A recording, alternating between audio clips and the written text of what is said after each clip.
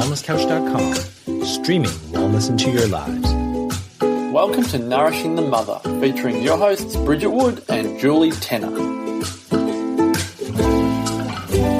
Hello and welcome to Nourishing the Mother. I'm Julie Tenner. And I'm Bridget Wood. And today we're talking about the idea of your genius zone, how to get into alignment with that. And it really comes from this idea, because Julie and I were having a chat about this. It's the things that feel effortless for you that indicate when you're in your genius zone. And in fact, so effortless that you believe everyone else has it. That's the kicker. That is the kicker, because so often we don't recognise the things that come easily to us and we just assume everyone can do them. Yes. But there's gold there, because when we can see that, that's our service. Like, that's our service to the world. That is the gift that you as a soul have come into this incarnation right now with the ability to do. And this is also the thing of abundance in your life. So you want to change your life, shake your career up, go in a different direction. Your zone of genius is the clincher for where that's at. It's it's the area of your life that you've chosen to master, but you haven't really had awareness of your choice of mastery in that area. Like, yes. it just happens because it's how you tend to live your life, or how you tend to approach things, or whatever it is. And right, it's the thing that your tribe around you come to you for that you do so easily you don't recognise the healing or the gift that is involved in that. And often in cases like this, unless we've brought awareness to it, it's also the thing that we're least likely to monetize or see that we could create a business out of, because we don't value it enough. Like, we just think that other people it's so effortless. Yeah, it's just there, and it's so zone of genius. You know, what do you mean that you don't think like that, or what do you mean you can't write like that, or what do you mean that doesn't come easily to you? Yes. And it's not through a sense of kind of, oh, I know everything. It's more just a kind of, you just haven't even had awareness that there was any other way of doing something. But when we take it away from ourselves, we can see this in the women around, or in anyone, but in the women around us, let's say, because you all know, I bet, in your tribe, you can think about, 5 friends around you and you can see their genius. You go to them for the thing that they are artful at. Now, they might not be owning it. They might not be monetizing it. They might not have a career out of it. But they could. Yes. I bet you want them to. Yeah. I bet you'd go to see them for that thing. I bet you'd pay them for it. I bet you would. It's powerful, huh? But then the flip is, right, what's your zone of genius? Because you can see it in others. Often it's our belief systems and our soul growth that prevents us from seeing our own. Yeah, because the reality is that you see, if you're seeing genius or mastery or incredible gifts in someone else, that's also a trigger for you to see your own. But you often don't. You often put that person as like a pedestal. On a pedestal. That they have. Yeah, so what the you flip don't is, have. one, you see their genius. Yes. The second is, you wouldn't see it if you didn't have it. No. So where is it within you? Now, it might not look like theirs looks. Yeah. But this is your thing, right, Bridget? This is in what form is it in your life? Because you are never lacking. So I guess let's look at it. So I suppose in Julie's case, probably what I see as your genius is just your ability to connect, your connection with people, and your deep, I think, reverence for the woman's journey. Yes. Like, that's your gift, and that's something that you are so tuned into, and that women flock to you to understand, to help understand themselves and their place. Yeah, and you're so great about building community around that. And so if we were to then minimize ourselves to somebody like that and say, well, I can't do that, or I'm not like that, well, you're just judging yourself against that person's particular expression of it. Yes. So, if your trait is so now let's just do this, right? So you've chosen to pick out these qualities that you see in me. Yeah. Where are they in you, yeah. but don't look like mine? Yes. Okay, let's strip it back. So you're saying you see my zone of genius as being able to, I'm going to paraphrase, connect and hold space for other women in their unfolding of who they are. Yes. I love So how do you do that? Or where in your life do you do that? Where in my life do I do that? Yeah. Oh, fuck, I don't know. When We're live here, people. We're live. I see it, Bridget, in the way that you coach and unravel women's stories to create awakening. You are inspired by women's journey entrepreneurially, if that's a word, and in unfolding their own belief systems that are holding them back from their genius. So you do it in a different way to me, right? This is why this podcast works so well, because we both do it in a different way. Yeah, right. Do you see that? Yeah, I do. And I think I have a particular interest in understanding the mother-child dynamic too, like, and how the child is trying to help the mother, you know, and reveal parts of the mother to the mother. Yeah, 100%, the mirror. The mirror, yeah. But we've just given you a perfect example of often how hard it is to see it in ourselves. To see it in ourselves. Yes. So let's strip it back to our kids, because this whole conversation started because we were talking about our kids, and I was just saying to Bridget, my son plays basketball and in quite a high level, and he played last night, and I went and watched him, and I said to Bridget, I literally, well, as I was sitting here telling you the story, I was sobbing tears of gratitude. And I was tearing up. It was so beautiful. For just that, you know, those moments, we all have them, when you just see your child in their genius, and it is so powerful and moving and beautiful to watch, that it's beyond pride. It's not even just pride doesn't cover it for me. It's something like an expanding soulful feeling of just yes, like almost like a deep reference for him and who he is, and that you've found your, not that necessarily his genius is always going to look like this, but right now you've tapped right into your genius, and I can see that expanding in your world. And I had said to you, this all came off the back of, I had a conversation with a friend a couple of weeks ago, and I was saying to her, you know, he's just basketball obsessed. If he's not reading about it, he's doing it, and if he's not doing it, he's playing it, you know, like it's 100% his life. And she had said to me, well, I'm really concerned about that, because what happens when it doesn't work? Or what happens when, you know, that dream is no longer possible? Like, who is he if he can't do that? So I think you probably need to foster some other stuff. And I saw that, and I went, I so get that belief system, but it feels so old school and entrenched in fear. And that's not the way I see it. It's the fear, isn't it? It's the, what if this doesn't work out, I've got nothing else. I've got nothing else. But what I see, and this is what I said to you, what I see is my son, who is obsessive. The way he has always played is obsessive. So even when he was, you know, 2 and 3, he was obsessed with, you know, deep sea creatures, and he would spend hours immersed in sorting them into groups of, you know, I don't know, carnivores and herb eater things, and flocking them. Like the obsession was enormous, and that would always flow out into that was the only books he would read, and that was the only games he would play, and da-da-da-da-da. And we were in Steiner school at that time, and his teacher had said to me, and he's my first, so I didn't know, right? She's like, this is extraordinary the way he played, and I never got it. Until now, I can see the links. So his genius is in fostering his experience of obsession, because it's not actually what he's obsessed about. It's the fact that he is in mastery form. It's like the energy that he brings to that Exactly. thing. So it's not the fact that it was the deep sea creatures and he's going to end up being a marine biologist. Yeah. And it's not the fact that he was then obsessed with, which led on to the obsession of dinosaurs, and that he's going to be a paleontologist. Yes. It's the fact that fostering the skill of his genius, that ability to be immersed and go beyond, you know, you talk about that energy of inspiration, that it's, you could work all night when you're in your flow. Yeah. Right. This is the key. When you are connected to your inspiration, your flow, and your genius, your world expands. So it's not the fact that it's the basketball right now, because it may not be. I mean, he may, but it may not be. But it's the fact that I 100% trust his obsession, and the fact that will, if it's not the thing now, it will lead on to the path of genius that I want for him. Doesn't matter what the thing is. Because the thing is often always transforming, and that, I guess, fear-based thinking of, oh, what if that doesn't work out?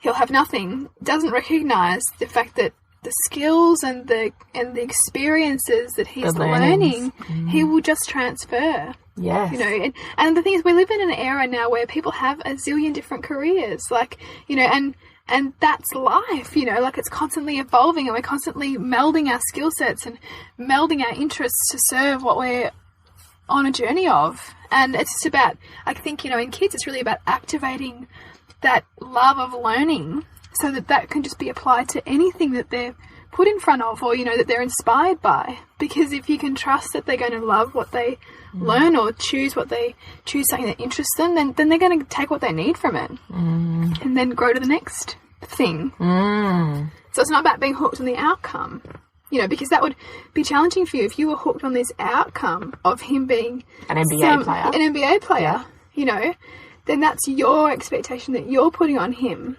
and that then takes away from his journey, because he already has an inspired path that's going to unfold for him that he's going to follow. And you're really the enabler of that, not the, you know, the decider. No. Of that.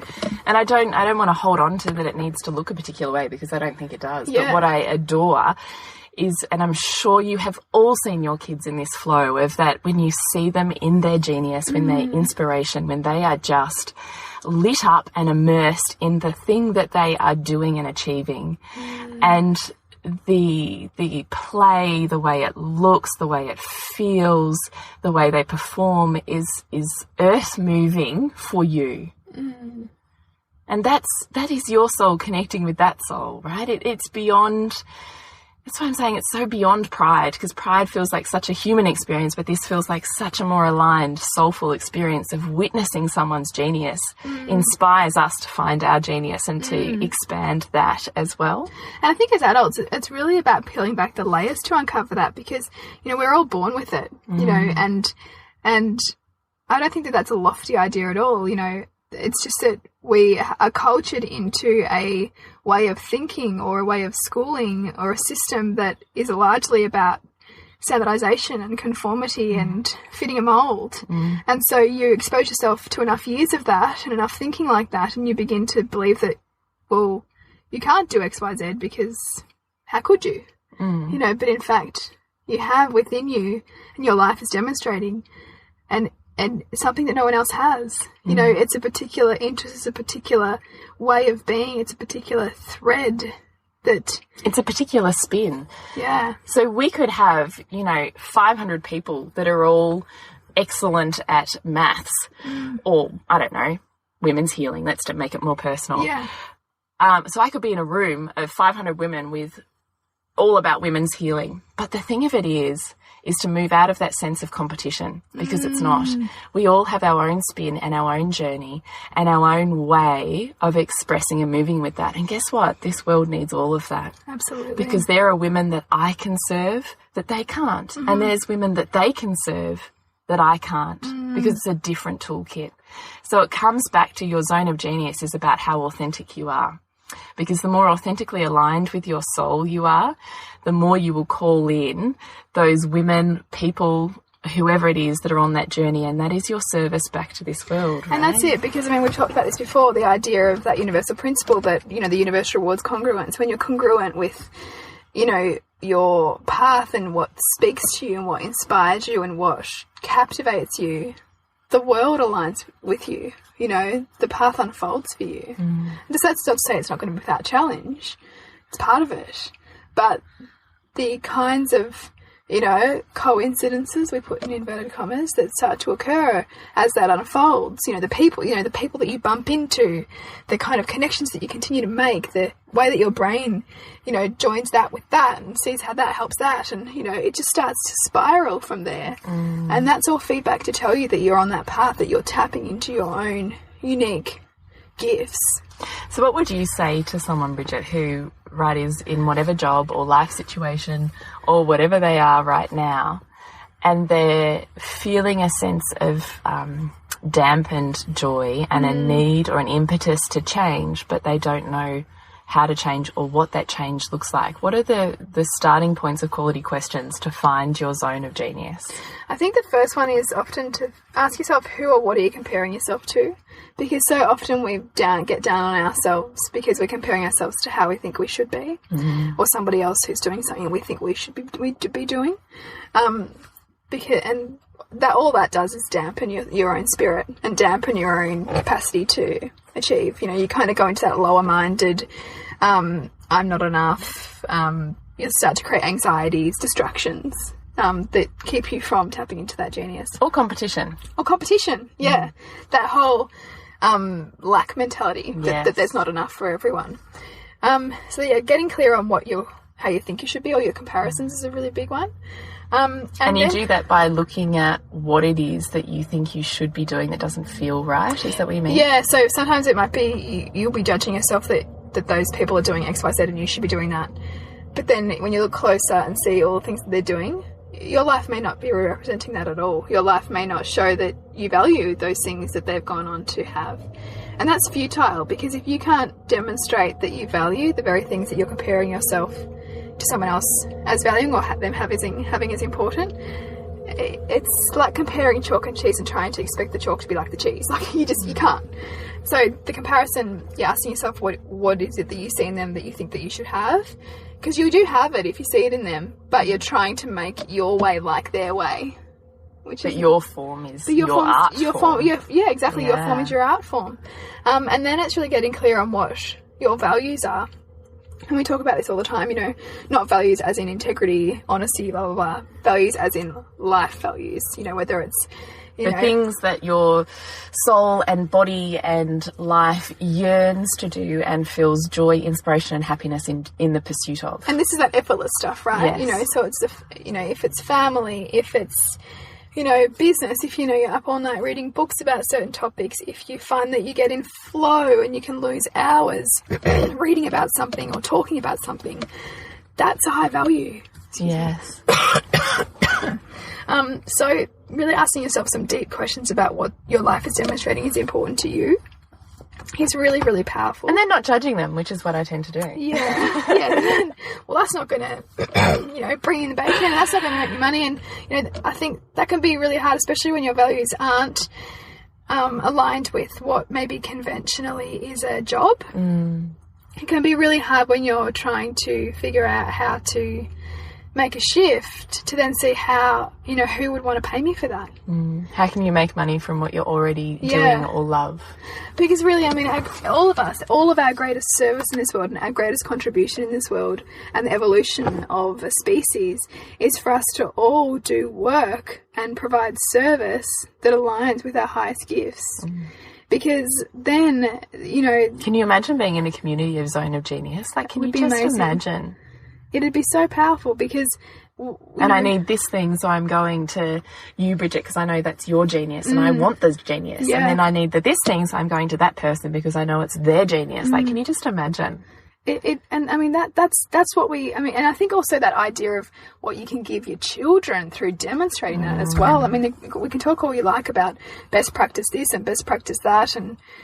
around schooling or parenting or raising children, but the greatest teacher is exemplification. If you can do what you love and figure out a way to make a living from that and spend as much time as you can doing that, that's the blueprint for your children to tap into their own inspiration.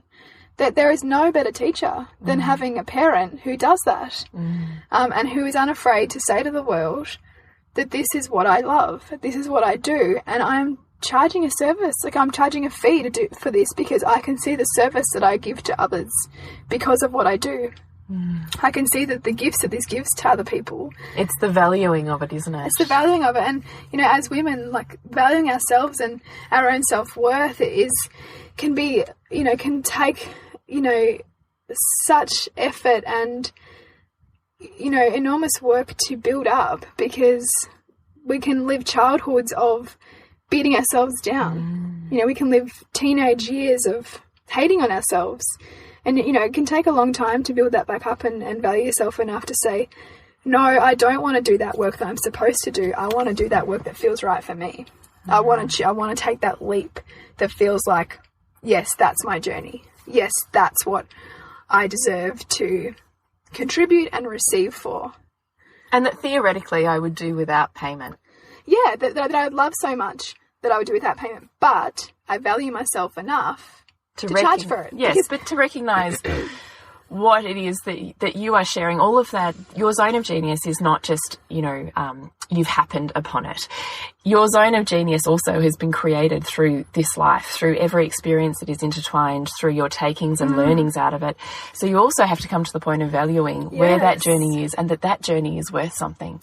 The money you've spent on courses or on therapists or on whatever it is that's got you to where you are now, recognizing with a particular toolkit the healing that you can, or service that you can offer another person to awaken within themselves, is absolutely worth something. And I think too, there's a lot of money blocks that are associated with our reluctance often as women to value ourselves. This idea that, well, it comes so easily to me and I enjoy it so much that I should just do it for free, or that kind of altruistic bent. But when you dig deeper, that kind of, overly altruistic idea is really hooked and linked to a sense of guilt and shame. We go into altruism when we feel guilty or shameful about, things in our past that we are unconsciously trying to make up for. So that's not particularly noble. As soon as you understand that there's a subconscious motive for that, there's a wounding there. There's a wounding there that doesn't. And also, we know in terms of human psychology that we as people tend to value things the more that we pay for them. Because payment of money's love, that's showing somebody that we value their service. It's showing somebody that we value their opinion, that we value what they can bring to our lives, that we value that experience.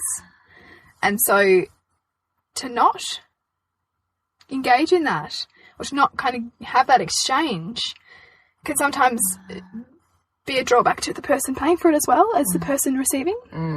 But it's a big shift that a lot of us have to make too.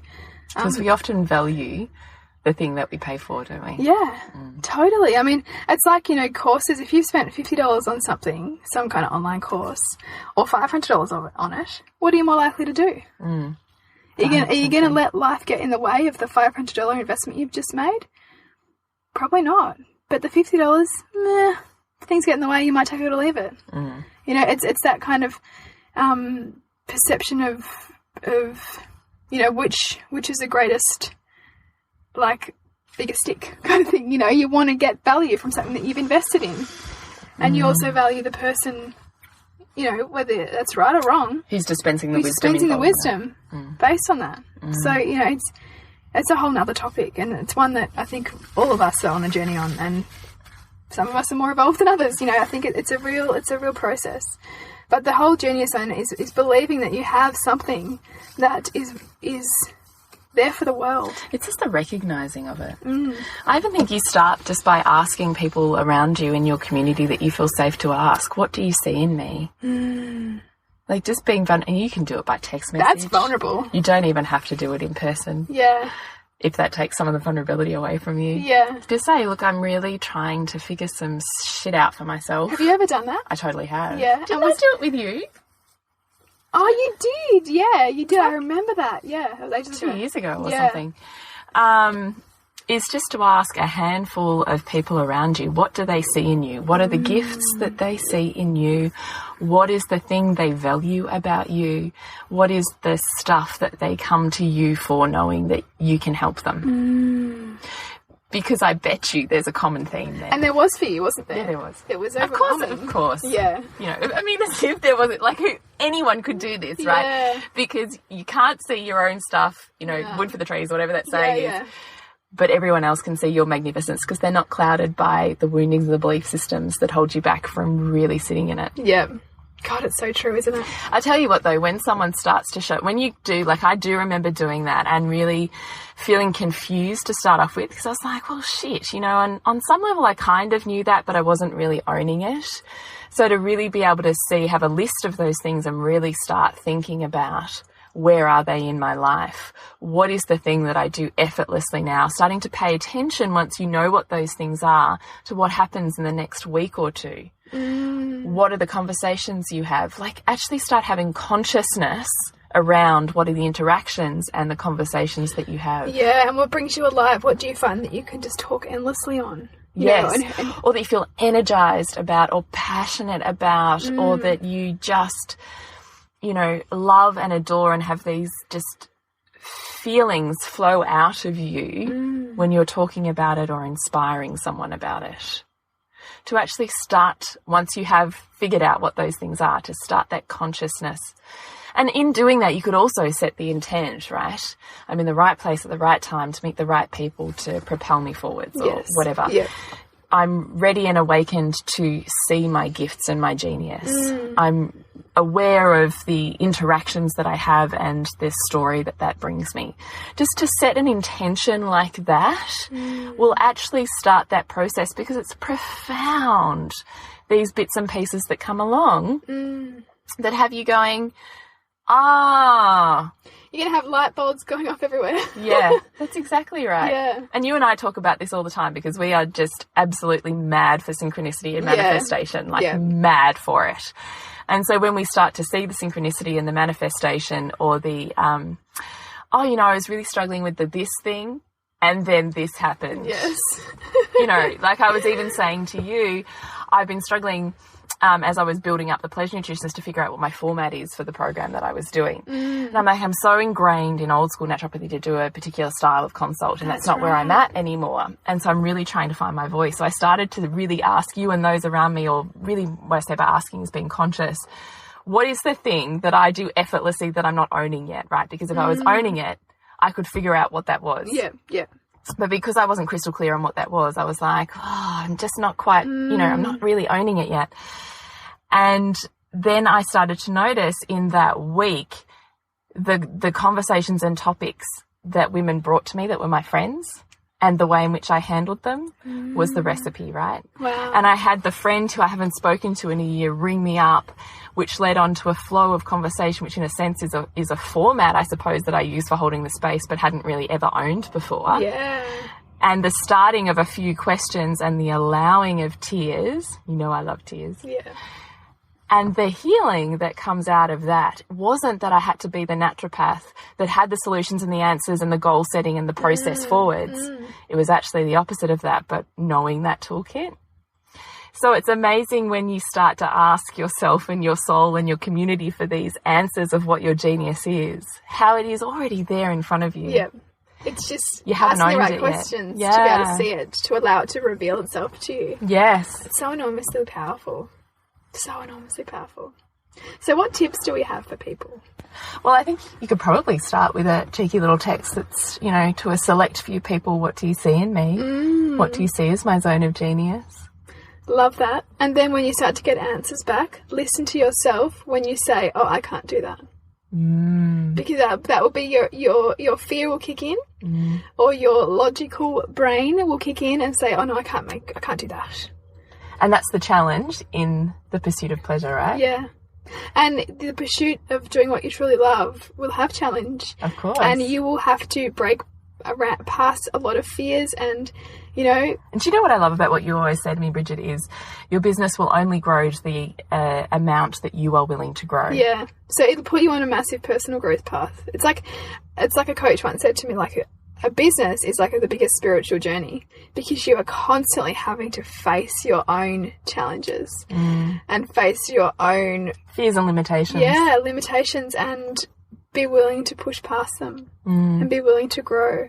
And as you said about this idea of understanding what people around you are saying to you, you might get on a real roll and you'll be like, yeah, that's it. But because we're always growing and we're always... It will evolve. Yeah, it'll evolve. And the evolution, there's pain in that. There's discomfort in that. But it's staying with it. It's just staying with it. Or constantly trying to listen. Yeah. And flow with it. Yeah. And I also think, start seeing the genius in those around you. Start seeing the genius in your children. Yes. No, it's not, they're really good at, I don't know, reading. Maths. Something. Yeah. It's not the thing, right? It's not the basketball.